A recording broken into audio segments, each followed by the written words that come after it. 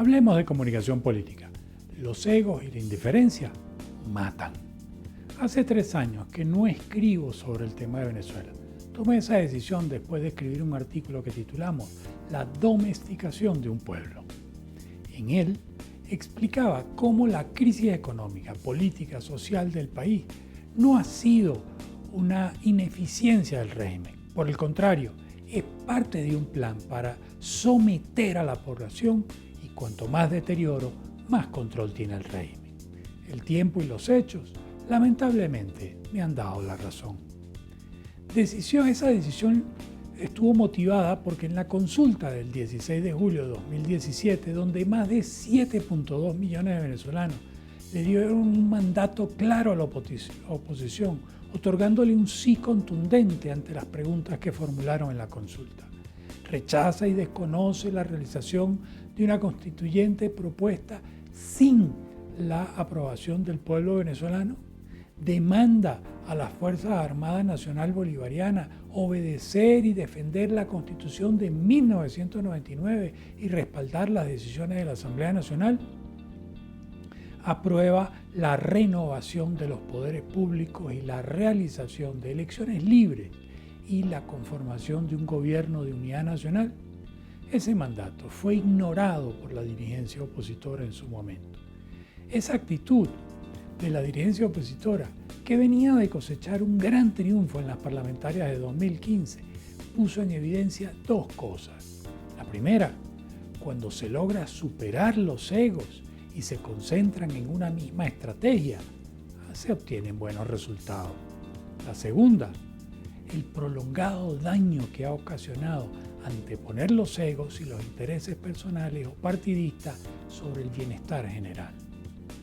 Esa victoria tenía fecha de vencimiento, el 25 de enero de 2021, fecha en la que termina el periodo constitucional de la Asamblea Nacional, por lo que era imperativo elaborar un plan con distintas versiones de la A a la Z que generaran las condiciones para la salida del régimen de Nicolás Maduro. Pero ese plan nunca emergió, ni se socializó dicho objetivo con los demás sectores del país opositor. Mientras, el país se deteriora, tal como lo ilustran los resultados de la encuesta de condiciones de vida del venezolano, ENCOVID, de 2019, donde dice que el 96% de la población es pobre y el 79% está en pobreza extrema, justo como lo alerté en 2016, desde cuando la prioridad era someter al pueblo para llevarlo a la ruina y tener un mejor control. Mientras esto sucede, la Asamblea Nacional nombra entonces magistrados del Tribunal Supremo de Justicia, paso fundamental para el regreso a la institucionalidad del país. Pero el régimen rápidamente arremete, apresándoles, congelándoles cuentas, forzándolos al exilio.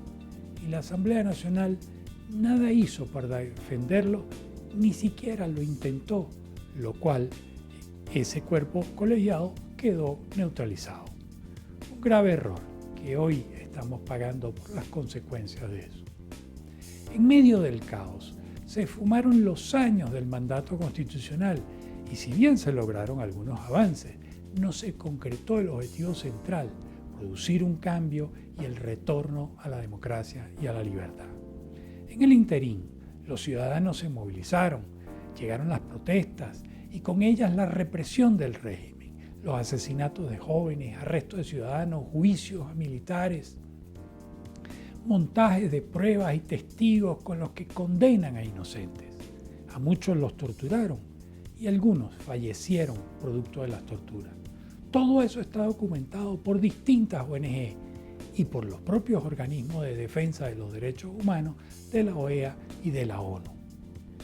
Al día de hoy, siguen pudriéndose en las mazmorras del régimen los presos políticos y más de 200 oficiales de las Fuerzas Armadas que se rebelaron contra el régimen. Los organismos internacionales, así como muchos países amigos, denuncian, exigen, hasta emiten sanciones contra más de 400 funcionarios del régimen.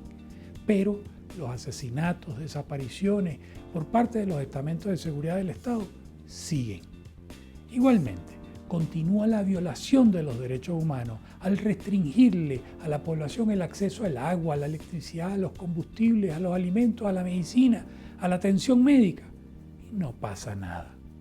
Es cierto que hubo logros, quizás el más importante, el reconocimiento de 55 países a Juan Guaidó como presidente encargado de Venezuela, y este estableció una ruta que se transformó en un mantra: el cese de la usurpación, gobierno de transición y elecciones libres. La ruta era clara, así como su destino, pero no lograron articular el cómo hacerlo, cómo lograrlo.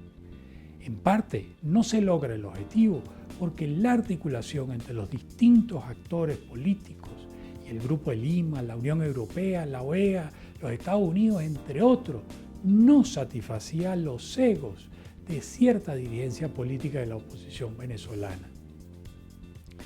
Y esto poniendo en evidencia la importancia que tenían los intereses y la indiferencia ante el drama que vive el pueblo venezolano. Ante la convocatoria irrita e ilegal del régimen para las elecciones parlamentarias, los actores políticos que durante años se desconectaron del país, haciendo política en las redes sociales, en un país donde se ejerce la censura y que tiene el internet más lento del mundo, toman la decisión de no ir a elecciones. O sea, pasaron años instando al ciudadano a que se votara y ahora le piden que no vote. Es evidente que no tenían un plan, no estaban preparados y peor aún, no sabían, ¿por acaso que desde el 2015, que en 2020 habría elecciones parlamentarias? Ante este desconcierto, la Conferencia Episcopal Venezolana emite un comunicado que, entre otras cosas, dice lo siguiente en su primer párrafo, abro comillas: ha llamado la atención ante el sufrimiento del golpeado pueblo por la profunda crisis económica, social, moral, institucional y política que vive el país. Pero agrega, siendo olvidada por quienes asumieron el rol de representarlo en el campo político. Cierro comillas. Esta última línea, lapidaria y clara, es un mensaje para la oposición.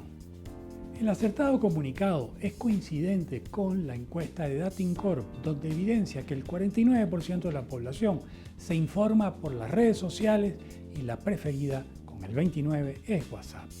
La pregunta es, ¿cómo se informa el restante 51%?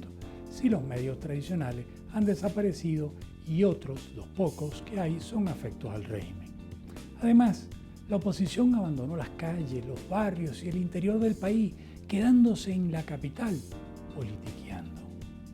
Otra pregunta de la encuesta revela que el 63% está nada satisfecho con los resultados mostrados por Guaidó y, más dramático aún, el 50% reconoce a Maduro como presidente y solo el 41% de los opositores reconocen a Guaidó como presidente. Reitero, abandonaron a la gente, a la calle, los pueblos, las ciudades del interior. Y en política no hay espacio vacío. Si alguien los abandona, otros los llenarán. Cuando se le pregunta a la gente si votaría en esas elecciones, solo el 37% asiente. ¿Por quién lo harían? Prefieren candidatos independientes, el 27%. Claramente no desean ni al régimen ni a la oposición. Cuando se les preguntó por su identificación partidista, el PSUV, partido del régimen, obtiene 24%, similar a la intención de voto en unas eventuales elecciones. Y la oposición, poco más del 16%. La pregunta es, ¿quién canaliza esa mayoría del 60%? Otra cifra sorprendente es el nivel de confianza en los líderes políticos. Por ejemplo, Nicolás Maduro obtiene 19%, Juan Guaidó 12%, y todos los demás, del régimen y de la oposición, alcanzan un dígito y otros solo décimas. Con las irregularidades cometidas con la convocatoria y preparación de las elecciones, pasando desde la designación inconstitucional de los miembros del Consejo Nacional Electoral, por la confiscación y anulación de partidos políticos, la inhabilitación de candidatos, amenazas, persecuciones, encarcelamiento y destierro de dirigentes políticos, sumado al cambio de número de diputados y circunscripciones electorales, y en especial el descontento del ciudadano, el régimen no está bien ni la tiene fácil, pero trata de acomodarse para darse un perfil, un cariz democrático con estas elecciones. Los hechos contrastados con los datos de la encuesta mencionada dejan claro que la oposición no se preparó y optó por la decisión lógica, pero facilista, tal vez la que más les conviene: no participar en las elecciones. ¿Pero le conviene al pueblo venezolano? Esa es la pregunta. El magistrado del Tribunal Supremo de Justicia Legítimo, Gonzalo Olivero, asoma una opción que bien vale la pena considerar. Él dice que, abro comillas, la Constitución que los demócratas entendemos como límite de nuestro accionar tiene mecanismos para escuchar a la opinión ciudadana. Hagamos uso de ella para que el ciudadano participe. Un referéndum consultivo, dice el magistrado, organizado desde la Asamblea Nacional, sería una vía idónea para lograr el objetivo propuesto. Cierro comillas. Otra propuesta interesante la hizo el consultor político Edgar Gutiérrez en un debate sobre si se debía o no ir a las elecciones. Él manifestó que el mayor impacto sería sabotear la elección. Eso enviaría un mensaje claro a la comunidad internacional, que hay una unidad sólida en el liderazgo de la oposición, dándole seguridad también a los ciudadanos que están dispuestos a dar lo mejor de sí para rescatar la democracia y la libertad. Estas propuestas no son excluyentes, pero requieren trabajo a marcha forzada para ejecutar en 90 días lo que no se hizo en 5 años. Acciones difíciles de lograr, pero no imposibles. Pero primero deben abandonar los egos y la indiferencia. En segundo lugar, escuchar y dar espacio de participación a todos los sectores de la sociedad. Y en tercero, incitar a que el ciudadano abandone el síndrome de la junta de condominio. Es decir, que comprendan que el problema se resuelve entre todos. No basta con criticar o esperar que otro país lo solucione. Debemos pasar a la acción. ¿Habrá riesgo? Sin duda, pero comparado a seguir bajo el yugo del régimen, no tiene nada que ver. La libertad solo será alcanzada después de un ciclo largo y difícil, donde la desobediencia civil combata el miedo y lo transforme en un acto de rebeldía de las mayorías, escuchando entonces las verdades de sus corazones. El problema es de los venezolanos y solo los venezolanos lo podrán resolver. Bueno, hasta acá esta videocolumna de hoy, más larga de lo usual, lo lamento, no era fácil comprimir el tema, pero hay dos propuestas que no son excluyentes y las dejamos en la mesa, así que me encantaría escuchar sus opiniones, me encantaría saber qué opinan de ellas y me encantaría saber si hay otras opciones que podamos hacer para rescatar la democracia y la libertad en Venezuela. Los leo y los escucho.